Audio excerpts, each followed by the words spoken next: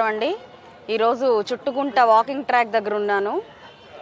ఈ ఉరుకుల పరుగుల జీవితంలో ప్రతి ఒక్కరికి ఇలాంటి ట్రాక్లు ఆరోగ్యాన్ని ఇస్తాయి.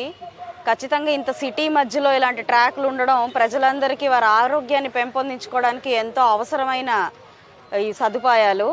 అయితే ఈరోజు ఈ చుట్టుకుంట ట్రాక్ని చూస్తే ఎంత దయనీయంగా ఉందంటే, ఎంతో దుమ్ము లెగుస్తూ, కనీసం బాత్రూములు లేక, మంచినీటి సౌకర్యాలు లేక, అందులో సాయంత్రం అయితే ఇక్కడ తాగే వాళ్ళు వచ్చి, పిల్లలు గంజాయి తీసుకునే వాళ్ళు వచ్చి దీన్ని ఇక్కడ పాడు చేయడం జరుగుతుంది అని చెప్పి ఇక్కడ ఉన్న వాకర్స్ అందరూ కంప్లైంట్ ఇవ్వడం జరిగింది.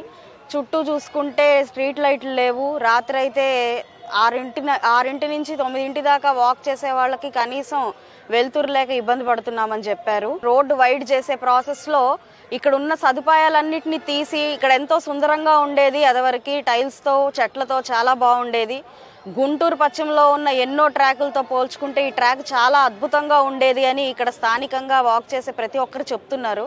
అయితే ఇప్పుడు మనం దీన్ని చూసుకుంటే ఇది చాలా అస్తవ్యస్తంగా, అన్నిటికంటే అధమ స్థితిలో ఈ ట్రాక్ను ఉండడం మనం గమనిస్తున్నాము.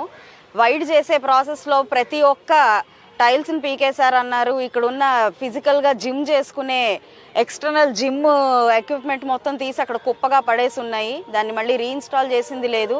వాచ్మెన్ సిస్టమ్ లేదు ఇక్కడ. కాబట్టి సాయంత్రానికి అసాంఘిక కార్యక్రమాలు ఎన్నో జరుగుతున్నాయని చెప్తున్నారు.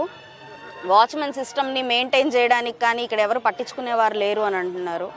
అట్లానే ఆడవాళ్ళు చాలామంది ఈవినింగ్ పూట ఇక్కడ వాకింగ్ చేయడానికి వస్తున్నాము అని అన్నారు. అలాంటి సందర్భంలో ఆడవాళ్ళు వస్తున్నప్పుడు ఇక్కడ ఇలాంటి విషయాలన్నీ చాలా అసౌకర్యానికి గురి చేస్తాయి. కనీసం మంచినీళ్ళు లేక, సరి అయిన వాష్రూమ్స్ లేక ఇక్కడ ఆడవాళ్ళు అందరూ ఎంతో ఇబ్బంది పడుతున్నాము అని చెప్తున్నారు.